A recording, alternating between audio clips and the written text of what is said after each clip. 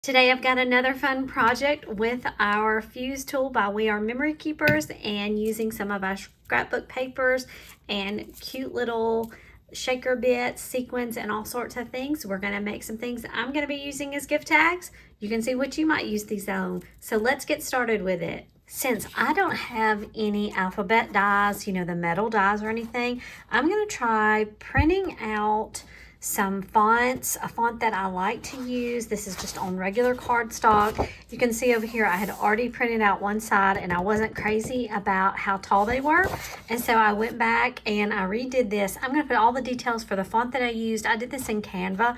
I know the font size is 217, and that equates to about 2.5 inches tall. That's what I really wanted to make sure of having. I've just printed out the one size because I want to use something with this E. So now I'm going to come in here and I'm going to trim out as close as I can along this alphabet letter E, and I can print out the other letters of the alphabet as I need them, and we will see about using them as well. But the first tag I want to make with you today is going to be with this E. Now you can use any font that you would like. Of course, the fancier it's going to be a little bit more to go around the edges with your fuse. I like the straight edges. I'm going to set that aside. Just to use around the fuse, it's a little bit easier, but you can do curves and all sorts of things with this as well. Now, if you have cutting dies that make the alphabet, that would be even better, and you could also look at using any kind of chipboard letters, anything that will make the shape that you can put the high heat of the fuse near. Now, because we're using paper, and of course we will burn our paper as we do it, I'm going to be very careful to be right on the outside of the paper, and that's what we're going to do here. Let me just trim this up just a little bit. It doesn't have to be exact because we're going around the letter itself. Okay, so I've got my fuse mat here and just an extra sheet of scrapbook page protector. Of course, I like to use as much as I can. And let's see, well, we might go up here at the top corner. That's going to be pretty close. Let's see, or we can use this bottom piece. It will already be fused across. Well, no, it's not. I must have it upside down like that. Okay, let's see. Let's go back down to this bottom edge of the page right down here. Open that back up. And if we were to put this inside, which I'm not going to because then it will be hard to get out if I fuse. Sorry, let me lift that up. If I fuse the inside of this, I'm not going to be able to pull my letter out. But as you can tell, we already have, we're going to take advantage of this piece right here that is fused together. There's something on that, but this, we're just kind of playing with it and seeing how this works out. I've just decided I'm going to use this top corner. I don't have any of the edges fused together at all. This piece opens right here, fully opens. And so I'm going to place this down, and what I'm going to do is I'm going to take some washi tape because it's pretty easy to pull this on and off. I'm not going to press very hard, but I'm just going to line this up. It doesn't have to be straight. You can see the little grid lines. I can line it up if I want to, just for the sake of keeping my scraps in line. But I'm just going to put some of this washi tape along. Let's do it. Let's see, I'm gonna leave this top part open for us to put some sequin bits and stuff in, but we'll just kind of line this up right now like this. Now I've had my fuse over here heated up, and it should be warm enough, and we're just gonna start. I think I'm still gonna, well, don't forget, you also have your metal ruler that comes with your fuse, and if you wanted to line that up along there, you could very well do that. With these straight lines, but I'm just going to kind of use it freehand, and I'm going to turn it around and use it at different angles. I want to just do this straight edge right along here. I'm just going to place it down and roll, and we're going to go straight there. And as you can tell, my lines are not always perfectly straight, and that's fine. For now, I'm going to do this side. You know, I always, if you've watched my other videos, I like to flip over to the other side, and I'll do that at the very end. Let's go ahead and work on these pieces as well. We're going to roll out, and we can extend, beyond the lines. We're just going to do some cutting when all this is over. And just make sure we go over that. Now, I've got the piece here that I have the washi on. Let me pull this up just a bit.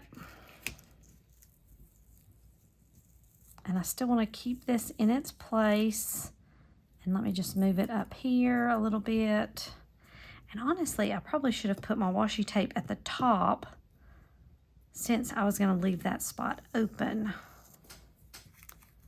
But there we go. Okay, so now we need to, let me lift that up just a little bit. I want to finish the second below part here of the E. And just take your time. It's okay if you do go across on the cardstock. We're just going for a bit. Make sure I go all the way down. And like I said, we're going to do some cutting out. So I have the initial piece of the lettering. I'm going to go ahead and flip it over. And let's work on the back side here. You can see where I got off just a little bit in my line.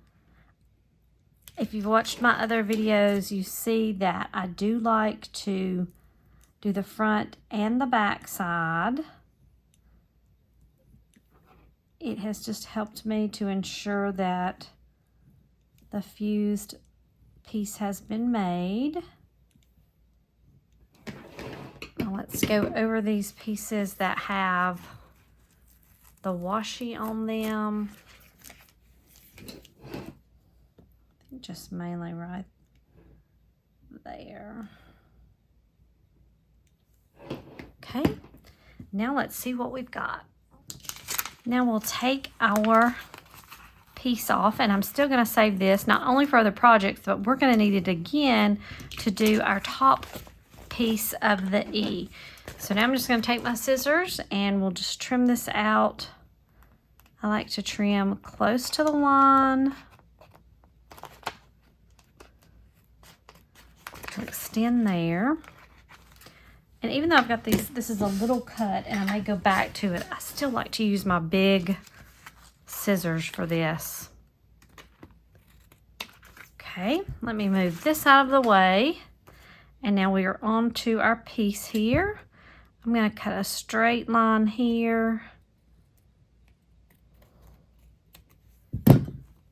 And then now I may go in with the little scissors and cut up into the letter. Of course, there's some letters that will be easier than others.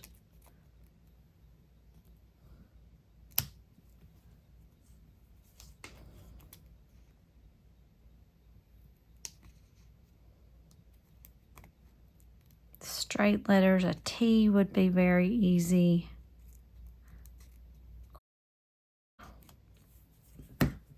And this is what we're looking like. So we've got everything right here. And if we want to test out, I have my bone folder here. We can open this up. Just kind of test out some of the places up close. I can't go very far with this. If you maybe have a crochet needle, people, just any kind of little stick. Okay.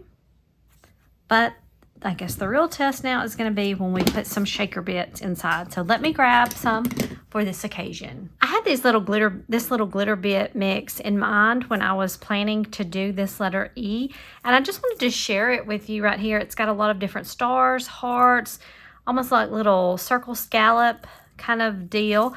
This was a thing that I've had it for a little while now. It's from Hobby Lobby. It's dated 2018. It was $3.99 originally, and it was reduced to 99 cents. I picked that up one time at clearance. I love seeing these little orange stickers at places, especially Hobby Lobby like this. But make sure you're looking in the glitter, because I consider this, like, in addition to regular glitter, this is great little shaker bits, I think. So I just wanted to share that with you. I've got the pack here.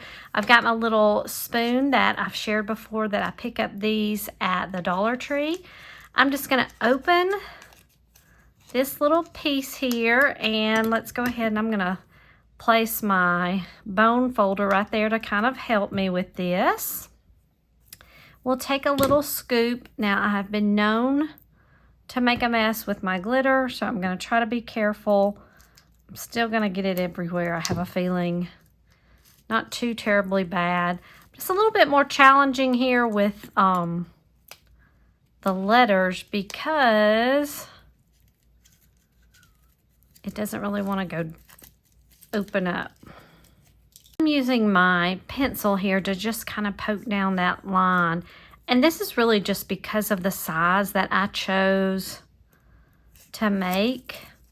I think once I get everything inside, and then it'll start going down into those little nooks and crannies. It's just getting that initial opening. Maybe I had too much in that first scoop as well. Now we're just going to kind of push this down.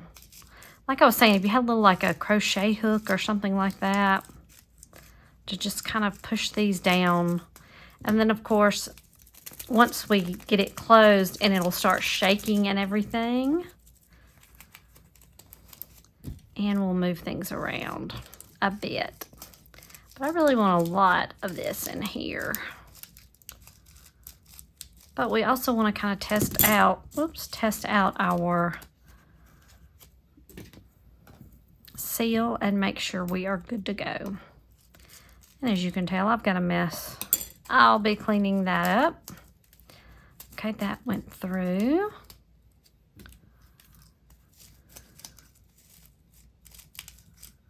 And just kind of play with it as you do your lettering.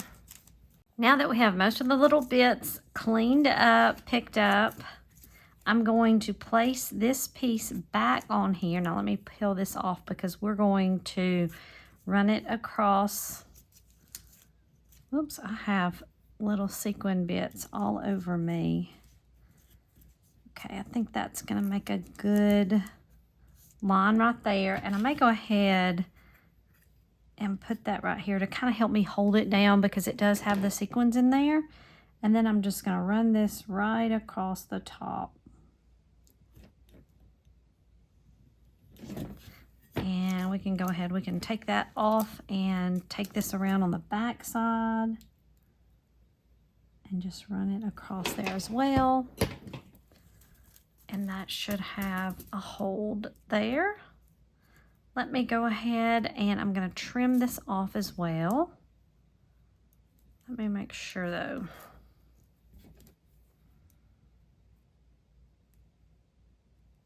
Yeah, that looks good. So I'm going to trim this right here. And we have our little sequin bit with our letters here, the fused letter with the clear. I want to put a little hole in this, and I'm going to wrap some yarn through it so it can kind of be a holder piece. This is a little hole punch that has a smaller hole than just a regular hole punch, and I got this set from Hobby Lobby, and it came with several different sizes. We're going to use that one today, mainly because even though it's probably pretty close to the size of some of these bits, I think it's still small enough that we won't have any escaping. We could put a eyelet around that, but I think we're going to be okay with that. And then I'm just going to take a piece of yarn here. I'm going to fold it in half and thread this through, and we'll make a little piece of the yarn that will be able to tie onto whatever our project is. I was thinking this would make a cute idea for bag tags, for like gift bags and things. Of course, the labeling of the recipient, whatever their name starts with. Okay, now we can start seeing the shakers come through. Now this is a piece of plastic from that hole. I think this one is pretty safe. Now, if you were to put glitter or something like that in these, you're gonna need to really use the eyelet to close that off. But if you're using bigger pieces of sequins or shaker bits, I think that will be just fine. So we've got this in place, and I'll show you a couple of the others that I'm making and how we can add these to bags. But just think, you can make these as bookmarks, you can make them as bag tags, your purse tags, any little things like that on backpacks. But like I said, I'm using it right now for a gift tag, and I think it's going to be so cute. Here are a couple of the other letters that I worked on. You saw the E. I also did an A where I have the sequins inside. I have a B where I put some little gold heart sequin bits. And then also inside this are some little polymer clay bits, the little fruit pieces that I have for that. Now, because of my size, there's not a lot of wiggle room, I guess you could say, in between. When you just shake, they don't shake quite as much, but I think that's also because of the size of these letters that I made. I know these are 2.5 inches tall. You could make some larger letters and really get a good shaking piece. If you remember, I made this a couple of weeks ago, and this is the 5.5 by 5.5, and that gives the shakers or the sequins inside room to move, whereas not so much in these, but I still love the look. I love a clear plastic with shiny sparkle inside or other little shaker bits. And so now I'm going to take these. I've got some little gift bags that I will be adding these to, and I think these turned out great. I can't wait to use these. There's just so many different possibilities, and it was really pretty easy to use that with the cutout here of the cardstock letters. I'm going to save these. I've got my other printables of this. This is a great little thing to do, and you can use any of the little fonts. It was really easy for me to outline with the fuse and everything sealed in place. So I hope you've enjoyed this video today, and we will be back soon for another project with our pretty papers and all our different crafting supplies.